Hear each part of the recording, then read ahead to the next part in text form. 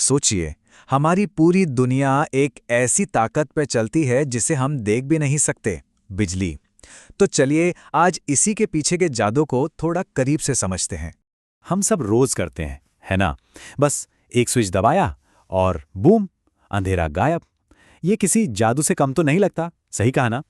तो सवाल ये उठता है कि इस जादू के पीछे का विज्ञान क्या है। आज हम परत दर परत इसी गुत्थी को सुलझाएंगे कि आखिर स्विच दबाने पर होता क्या है। ठीक है, तो सबसे पहले बात करते हैं सबसे बुनियादी चीज की, विद्युत धारा की, जिसे हम इंग्लिश में इलेक्ट्रिक करंट भी कहते हैं। अब ये सुनने में थोड़ा टेक्निकल लग सकता है, पर है बहुत सिंपल। इलेक्ट्रिक करंट का मतलब है बस इलेक्ट्रिक चार्जेस का बहना, बिल्कुल वैसे ही जैसे किसी नदी में पानी बहता है। इसको समझने का सबसे अच्छा तरीका है पानी का पाइप। कल्पना कीजिए एक पाइप है जिसमें से पानी बह रहा है। अब किसी एक जगह पर खड़े होकर देखें कि एक सेकंड में कितना पानी वहां से गुजरा। बस वही है पानी का करंट। बिजली का करंट भी हूबहू यही चीज है। फर्क सिर्फ इतना है कि पानी की जगह यहां इलेक्ट्रिक चार्ज बह रहा है। और यहाँ एक मजेदार बात है, अगर हमें ये करंट नापना हो तो जो डिवाइस है, एमीटर, उसे सीधे सर्किट के रास्ते में लगाना पड़ता है, मतलब सीरीज में। क्यों? ताकि सारा का सारा करंट उसके अंदर से होके गुजरे और हमें सही रीडिंग मिले। ओके, तो हमने ये तो समझ लिया कि चार्ज बहता है, पर उसे बहने के लिए कोई धक्का तो लगाता होगा, है ना? वो अपने आप तो नहीं बहेगा। और बस यही एंट्री होती है हमारे अगले हीरो की, विभवांतर, या जिसे कहते हैं पोटेंशियल डिफरेंस। जैसा मैंने कहा, चार्ज अपने आप नहीं घूमता। उसे एक जगह से दूसरी जगह मूव करने के लिए एक पुश या धक्के की जरूरत होती है। बस इसी धक्के को हम साइंस की भाषा में पोटेंशियल डिफरेंस और आम बोलचाल में वोल्टेज कहते हैं। चलिए वापस अपने पानी वाले पाइप पर चलते हैं। सोचिए, पानी की टंकी जितनी ज्यादा ऊंचाई पर होगी, पाइप में पानी का प्रेशर भी उतना ही ज्यादा होगा, राइट? और पानी ज्यादा तेजी से बहेगा। वोल्टेज का काम भी ठीक यही है। जितना ज्यादा वोल्टेज, उतना ही जबरदस्त करंट का फ्लो। और ये प्रेशर बनाता कौन है? हमारी बैटरी या सेल।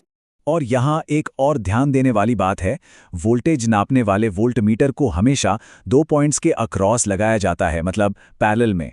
ऐसा इसलिए क्योंकि वो बहाव नहीं नाप रहा, वो तो उन 2 पॉइंट्स के बीच प्रेशर का फर्क नाप रहा है। तो ठीक है, अब हमारे पास कहानी के 2 किरदार हैं, बहाव यानी करंट और धक्का यानी वोल्टेज। अब आता है एक बहुत ही फेमस नियम जो इन दोनों के रिश्ते को डिफाइन करता है, और वो है ओम का नियम। ये इलेक्ट्रिक सर्किट्स की दुनिया का समझिए गोल्डन रूल है। ये बहुत सिंपल सी बात कहता है, अगर बाकी चीजें जैसे कि टेम्परेचर सेम रहें तो वोल्टेज और करंट सीधे सीधे एक दूसरे से जुड़े हैं। मतलब जितना जोर से धक्का देंगे, बहाव उतना ही तेज होगा। सिंपल। इसका छोटा सा प्यारा सा फॉर्मूला है, V=IR। V हो गया वोल्टेज, I हो गया करंट। तो ये R क्या बला है?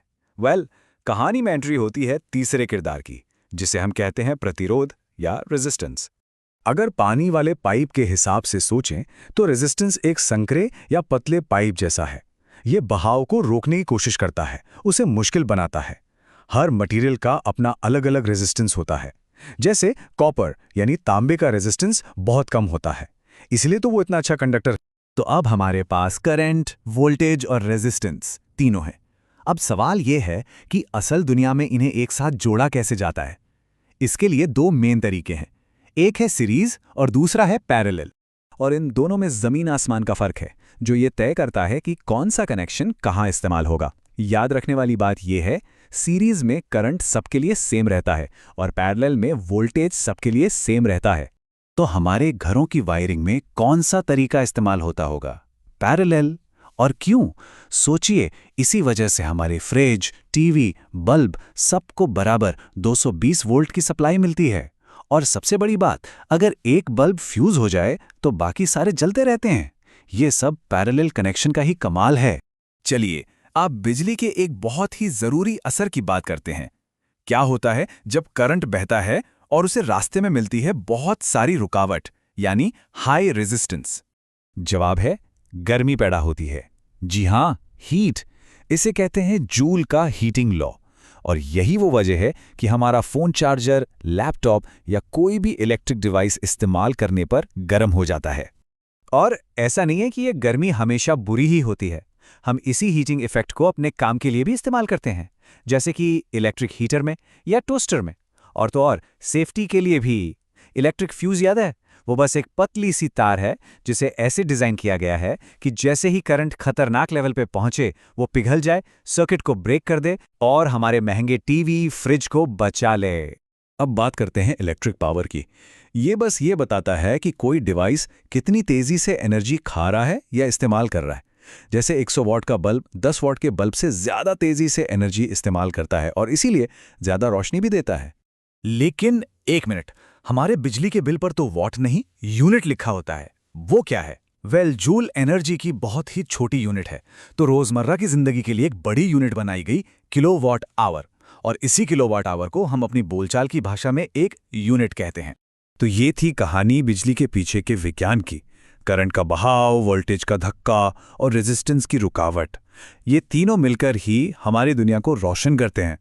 तो अब सवाल ये है कि अगली बार जब कोई स्विच ऑन होगा तो क्या वो सिर्फ एक मामूली सा एक्शन लगेगा या उसके पीछे चार्जेस का ये पूरा शानदार डांस नजर आएगा।